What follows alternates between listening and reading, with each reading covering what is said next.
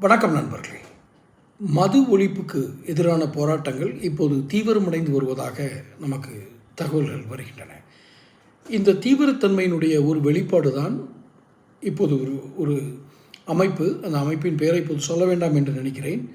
பெண்கள் அமைப்பு, மாதர் சங்கம் என்று வைத்துக் கொள்ளுங்கள். அவர்கள் ஒரு அறிவிப்பினை வெளியிட்டிருக்கிறார்கள். என்ன? சேனல் சப்ஸ்கிரைப் பண்ணாதவங்க சப்ஸ்கிரைப் பண்ணிக்கங்க, நோட்டிஃபிகேஷன் பெல் பதிவு பண்ணுங்கள். அப்போ தான் என்னுடைய பதிவுகள் உங்களுக்கு வந்து சேரும்.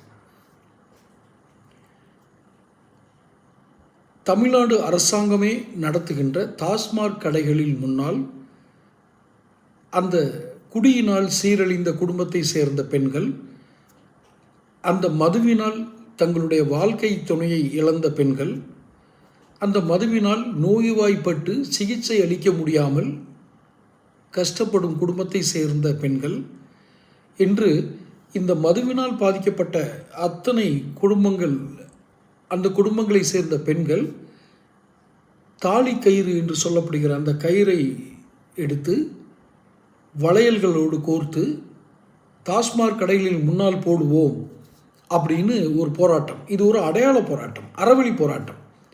டாஸ்மாக் கடைக்கு மேலே எரியலை, டாஸ்மாக் கடைக்கு முன்னாடி தாலி வளையல்லாம் போட்டுரும். இது எதற்கான அறிகுறி என்று இந்து மதத்தை சார்ந்தவர்களுக்கு தெரியும்.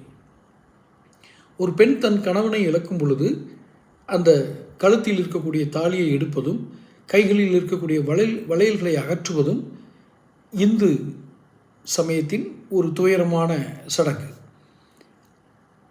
இப்போது அந்த டாஸ்மாக் கடைகளில் குடிச்சிட்டு இருக்கவங்களுக்கு ஒரு அடையாளத்தை ஏற்படுத்தணும், அவங்களுக்கு அதனுடைய பின்விளைவுகளை ஏற்படுத்தணும்.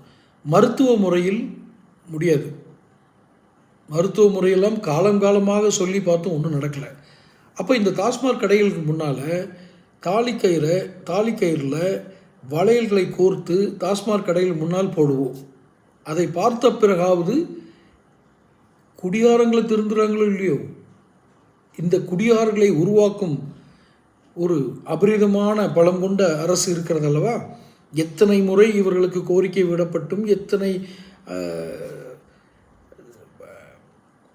சங்கங்கள் வலியுறுத்தியும், எவ்வளவோ தீர்மானங்கள் நிறைவேற்றியும்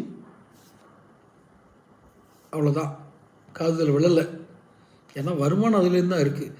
இப்படி ஒரு குடிமக்களை, தன்னுடைய நாட்டினுடைய குடிமக்களை குடிமகனாக்கி அதிலிருந்து வருவாய் ஈட்டும் ஒரு கேவலமான செயலை செய்யக்கூடிய இந்த அரசாங்கத்தை இதைவிட கொடுமையாக யாரும் உணர்த்த முடியாது.